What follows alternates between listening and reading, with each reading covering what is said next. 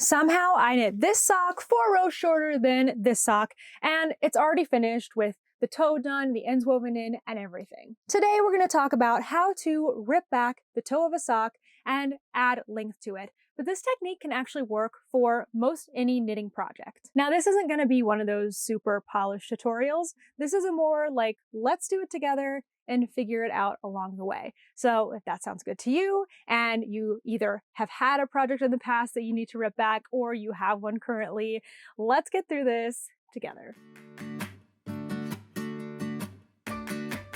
Since I just had a similar mistake with another sock, I know exactly what it's going to take to get this done. I've got a few tools here in my pocket. I have scissors, of course. I have a tapestry needle that has a bent tip. I find this one really useful for unpicking stitches. And then, of course, I have my needles that I'm going to use. Now, there are 4 distinct phases that we are going to go through here. The first is unpicking the end that's been woven in and taking out the Kitchener stitch. The second stage is picking up the stitches way down here that we're going to start with because I need to completely unknit my toe in order to add more foot rows. The third stage is going to be ripping the toe back and making sure all of our stitches are still there. And the final stage will be reknitting the toe. I'm just going to start with this end here. I'm going to turn my entire sock inside out so that I can find the end. Now I haven't clipped it yet. I did weave it in a little bit, as you can see, but I haven't actually trimmed the end. So you're just looking, I mean, yours will look different than mine depending on how you've woven in the end. You're just looking for that. And we're going to start with our tapestry needle. I am just going to go in and I'm going to find anywhere where I can pick on that end and just pull it through to undo it. I'm going to try very hard not to grab any actual stitches because I don't want to loosen or weaken those. I just want to grab the end. It's pretty easy there. Where it gets trickier is when we have to undo the Kitchener. So that's right here. This is the last bit of end. And now I have to figure out the Kitchener. So right here in this corner, it looks like I still have a little bit of end left to unpick. I can't tell. Actually, you know what? That's a stitch. It's not coming. Here's my end down here. So I'm trying to kind of, there we go, follow it to see where it ends. Okay, so now it very much looks like I've gotten it all the way back to where I had poked it through from the right side to the wrong side. So I need to do the exact opposite of that. I'm actually going to thread this end onto my tapestry needle and poke it back through to the other side. I will do my absolute best to put it through in the same spot that I poked it through the first time, but it's kind of hard to do that. So I'm looking here.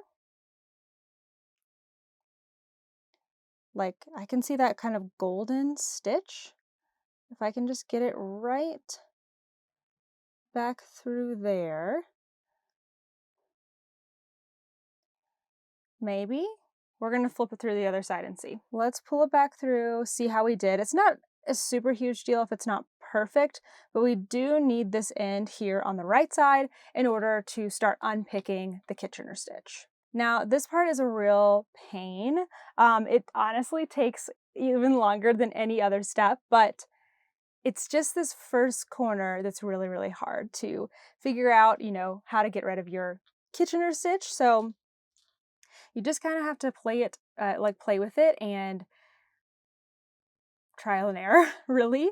So I'm just going to start pulling up here at some of the ends. Oh my goodness, I think I got lucky. This did not happen last time. See how I have live stitches already coming apart? Can you see that one right here? It's really tiny.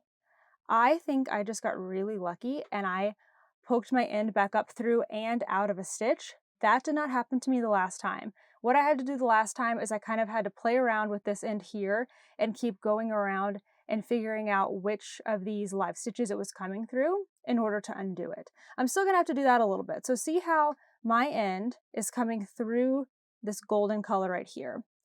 I'm going to take that, pull it through, And see how it's not unraveling yet? It's not going to unravel until we get back to live stitches. But what I'm going to do next, I can't believe how lucky I just got. It's lucky for me, but it's not always lucky for the tutorial to show what's going to happen. But that's okay. So I'm going to put my hand back through here, and we're going to start unpicking this. So if you look very closely, my yarn is coming through this brown stitch, and then it's right here. It's like a half green stitch before it goes into the blue one. So I can just take that half green stitch and see how it starts to pull that through. And then I'm starting to get a bigger gap and it's easier to see. Here is the next one right here. Grab that half stitch, pull it up and out. And I will keep going along doing that for the Kitchener. Just pulling out the grafting. If you go and pull on a stitch and nothing happens, it's probably not the right stitch. So if I go and pull on it and my end starts to come through, that's the correct one. So that's it for the Kitchener. You're just going all the way till you get to the end. We might encounter something a little tricky down there, but we can speed this part up and I'll meet you there. When you get to this stage, don't freak out with all the live stitches. We're not going to use any of these. Our stitches are going to be way, way back here, so you don't have to worry about that.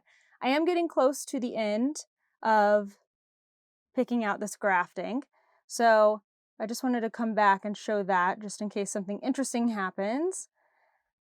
All right, I just got a couple more stitches here.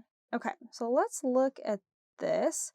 It looks like I still have yarn coming through the stitches, this live stitch here, this and these last two, like one more from the back and one more from the front. So I'm just going to unpick everything that I can until my stitches can unravel themselves. So there's still more that I'm just picking out. If I pull on this, see how it's gathering right here and it's not unraveling? I haven't finished unpicking everything yet. Something is still getting stuck. Okay, now let's try. This actually, these two stitches right here, they just look like they're fused together a little bit. This happens a lot of times. You don't even realize it when you're knitting. Maybe like the tiniest micro bit of fiber gets fused together. So I think these ones are just stuck. I'm just going to put my pull on these a little bit. There we go. See how there's like a little tiny, oh, you can't really see because my finger is showing up really dark there. But there was just a little bit of fiber that I just kind of had to break in order to get that out. Okay, now it looks like if I pull, well, these are getting fused together too. Oh, this might be where I wove in my ends. And that might have caused that to come together a little bit more. See how they're just kind of stuck together like that? If I just pull on them, it breaks. All right, so I think we might be at the point, yes, where I can just pull and things are unraveling. Nice. All right, don't go too far because now we are going to move into stage 2. I am going to flip this thing back around to where my sock starts with like, I'm doing magic loop, so I've got a side 1 and a side 2, and this right here with all my markers, the bottom of the foot for me is side 1. I do like to pick this up side 1 then side 2, or basically I want my needles to be displayed how they need to be for me to start knitting this again, which is why I'm going to start here on the first side. So I need to identify where I need to rip back to. Because I am entirely taking out the toe so that I can get back to my full foot stitch count in order to add 4 more rows for the foot, I'm going to pick up right here underneath where the toe decreases started. Because I've left my markers in, it's semi-easy-ish to see where that is, but if I didn't have any markers in, actually we're just going to take them out because we can still figure this out.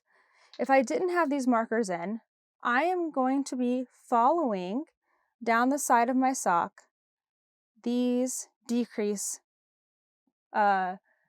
stitches So I can see them because they are leaning left on this side right here, all the way down. And on the other side, they're a little harder to see. Knit two togethers are a little harder to see. But if I look really, really closely, I can see them right here. What I see more than anything is I see this like raised part where it's the 4 stitches on the side together. I don't know if you can see that. Can't see anything when it's blurry, but can you see how it's kind of raised here? It almost looks like 3 stitches in the center. So I can kind of see this is the column of decreases. These are the 2 stitches that are in between, one on each needle. And then these are the much more obvious SSKs.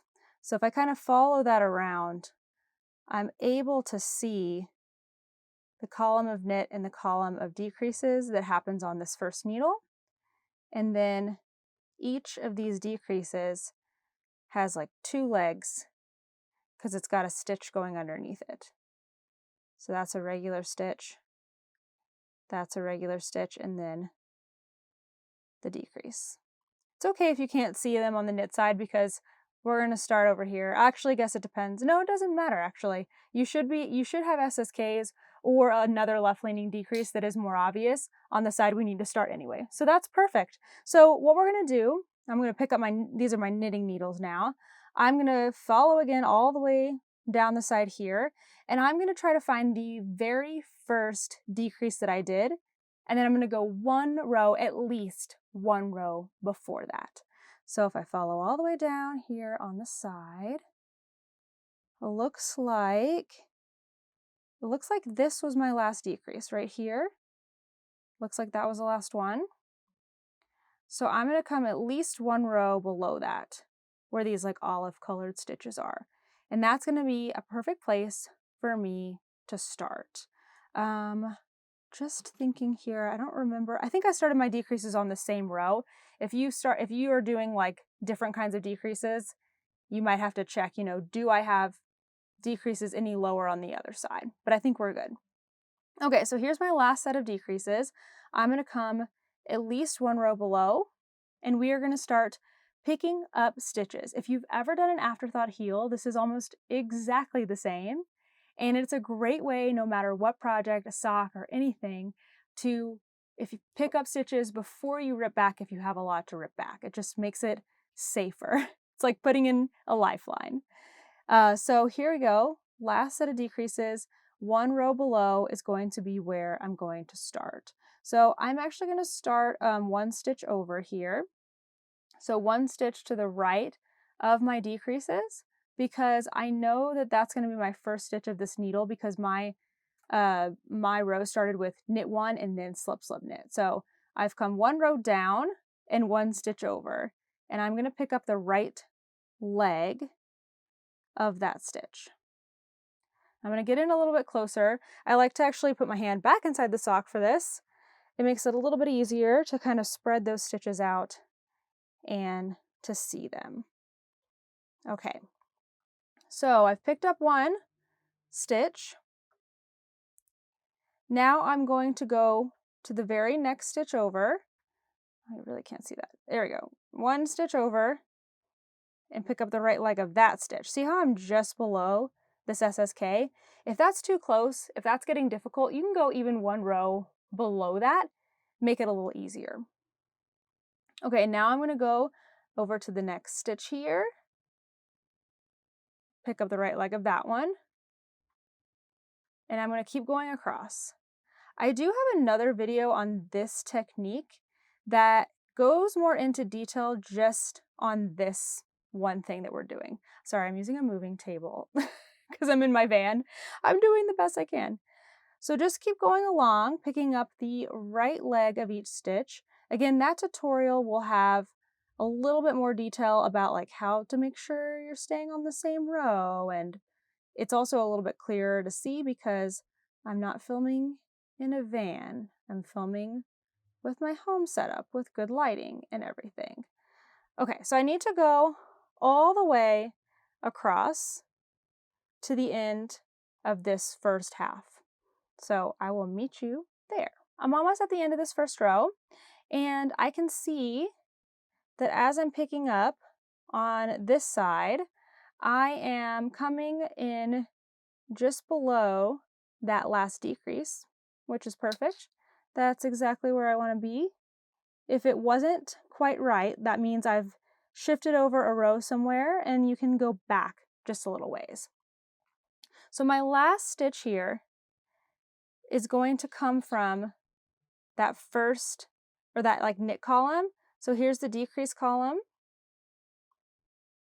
here's the decrease column, and then the knit column. That's my last stitch for this side. I'm going to pull my needles through, and then I'm going to start immediately with the next stitch here. So I'm going to pull my needles through. You can actually stop and count here if you want to, but I kind of like to save it for later. I'm just, if you want to see like, okay, I think I had 58 stitches, so I should have 20, math is difficult, 29 right here. I could stop and count and see if I have 29, but I like to do it later at the end, at the end once I unravel everything. So you can see if you have it now or you can wait. So now we're going to flip, and we're going to carry on the other side. It's very important that you pick up the correct needle here. I have picked up the wrong needle, and I've ended up with my needles basically like this, where they're wonky and twisted around. We don't want that. We want to think, what would I do if I was knitting next? What's going to make this continuous? So we've just come from here using this needle, the same needle. And if you were knitting magic loop, you would flip around and you would continue to use the same needle to knit. You can also kind of just hold things up like this, make your little bunny ears on the side. This would be the needle that would come across this way. So ignore that one over there, and we want it to look like that as we pick up, or else it's going to be no fun for later. Then you have to do a lot of rearranging to get it fixed. So I'm going to give myself a little more slack by pulling all the way up like that. So then I have tons of cord to work with. And we're going to start again. Hang on, let me get this flipped around. We're going to start again, just picking up the right leg of each stitch. So I can see this is where I ended. And this right here is my next stitch. Let's see. So that was the last one. This was the last one that I did. So I'm going to come over one, pick up the right leg, and then I'm going to carry on, picking up the right leg of each stitch all the way across till I get to the end of the row. So again, as I'm approaching the end here, I am seeing that I'm coming in right underneath the last decrease on this side, which again is perfect. That means things have stayed. Of course, it's hard to get these last few stitches in. Kind of have to stretch things out. Make sure I get this last stitch. I think, oh gosh, I think it's this one, but we can always fix it if needed. I think I got it in that last column. All right, go ahead and pull those up to the cord. Everything should look, pretty decent, kind of like this, where you've got one strand going across your cord all the way around.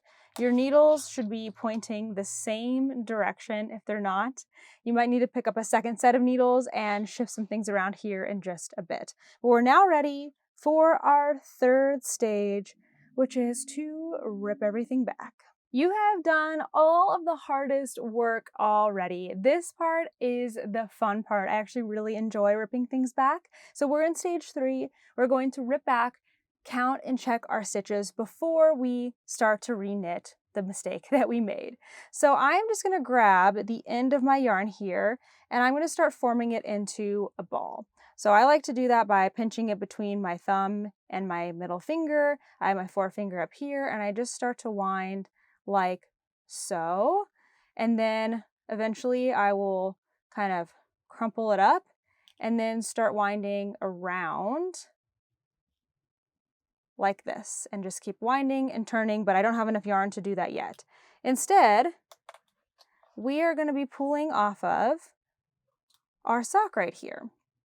So you already undid everything, so it should just unravel very, very nicely. So you might do, unravel a few rounds and then take your little ball and wrap and turn. It's always messy at the beginning stages.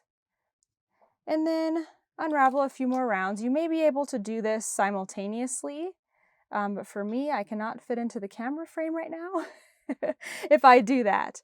So you keep undoing and winding, undoing and winding. The great thing about what we've just done by picking up our stitches on the needle is that we don't have to stress about our stitches going everywhere. Sure, there might be 1 or 2 stitches that we missed and we might have split a stitch or something, but it's not going to be a catastrophe like it is if you just rip completely back with no lifeline whatsoever. So that is what I really like this method. I really think it helps a lot. Now, as I'm getting closer, we're going to see if I actually got things right. So now I just have one little baby row of stitches left on my needles. Okay, same on the other side. It's looking promising. I do love ripping back, but the last row is my absolute favorite because I just think it is so satisfying to see those stitches come off of the needle and just be like perfectly lined up. Actually, look, I can already see where I've made an error. Can you see it? See how I have one stitch here, or one row rather, and then right here I have an extra row. I've got the loops and I've got another set of stitches and it goes back to one loop. So yeah, I've already made a mistake. That's okay. That's good actually. Now I can show you something new. Okay, so let's pull back what we've got. So you can see it's even more obvious now that I've got loops left here. And this is all looking correct and good. Toaster, you're just making super loud noise, buddy. So this is what it should look like if everything has gone correctly. That last row will come out and everything will just be so nice on the needles. But what's happened here is, I guess on this part I went a couple rows down and not one row down. Actually, I'm getting stuck right here. This one is attached, it's on the cord, and then these are still live. So let's fix that. So I want to get to these stitches right here. So what I'm going to do is pull them up onto my needle, and then I'm going to pull out my empty needle over here in my non-dominant hand because I need to go backwards. I'm not working forward, I'm working backwards. So I was getting stuck here on the first stitch. That's because it's on the correct row. All these other stitches have come undone. So we're going to fix that. The way we're going to do that is I'm first going to just tink one stitch. So this first stitch here, I'm just going to tink by going into the stitch beneath and letting it go. Now these are all just going to come out. Oh, see, I have another one that's like that. So see how my yarn is over here on this stitch, 2 down. Oh gosh, I just realized how awful my cuticles are. They're so dry. I'm doing cuticle oil, but it only does so much, so don't judge me. But see how this stitch is right here, or my yarn, working yarn is over here, and this stitch has nothing attached to it. This stitch I can just slip over purlwise. I don't need to do anything with it. And then I need to tink this next one. So I'm just going into the stitch below and tinking it. Okay, now these are all going to get pulled out. Perfect. So now I'm all the way over here. So I just need to slide without twisting them or doing anything to them. I just need to slide all these stitches over until I get to my working yarn, until my working yarn is on the right hand needle. All right, so now my working yarn is right here. I've got no more loops coming up. I just need to finish out knitting this row. So I just had to slip everything over so I could get into the position to finish out knitting these guys. And then everything has been ripped out. Now we just need to go around and check on everything. So my first check is going to just be a visual one, kind of like what we just did and notice the loops and then we fix that. So I'm just going to look at each of these stitches. I'm looking for split stitches. I'm looking for loops that might just be sticking out and not on a needle. I especially want to pay attention to the corners here, make sure I didn't miss any stitches. All that looks good. Kind of checking along, everything looks fine. Looking here, I think it all looks good. My second check is going to be a count.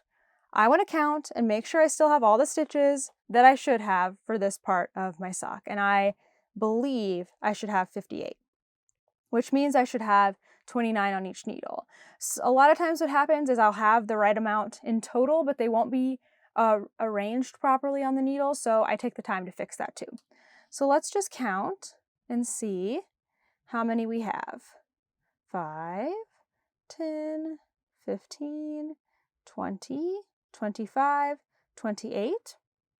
Okay, interesting. Let's see how many we have on the other side. Maybe I don't have 58 stitches. Maybe I have 56. Well, I just have to see. So 28 on the one side. Let's see the other. 5, 10, 15, 20, 25, and 28. Okay, what that tells me is that I was wrong and that I actually have 56 stitches. So that's fine. 56 stitches it is. That's how many are on my foot, but I do want to make sure they're all there. Now we're on to our final stage and we get to knit again. Since I'm going to be making this sock longer by 4 rows, this yarn that I pulled off is not going to cut it. It's not going to be enough. So I'm actually going to be joining in my larger ball of yarn. But I want to do a little bit of blending between the two so that things don't look as wild, because I finished this sock long ago, knit a whole nother sock out of this, actually a yarn cozy too. So there's no way I'm in the exact same spot. So I want to blend these together. I'm going to do the first row with this yarn though, just to make things easier for myself. And then I will incorporate in this yarn and I will work every other row with these two yarns for just a few rows and eventually cut this one and finish out with my larger ball, because then I'll know I have plenty of yarn. But first, I need to figure out where I'm at. I know I picked up the row that was just underneath the decreases, but I'm not 100% sure if I am at the very start of my toe, if I just have to do 4 rows, if I also ripped out a row of the foot. So I want to count. Luckily, I did leave these in, these markers, but if you didn't leave in any markers, you might need to do a little detective work, go back to the start of your heel, count your rows, place markers as you go. So for my foot, I did 44 rows before, and now I want 48 rows. I then start my toe with 2 additional plain rows. And the way I think of it that way, because a lot of times I'm doing contrast toes. In this case, I'm not. So I'm really looking for 50 rows of just straight knitting from the heel until I start decreasing for the toe. So I know this is 20.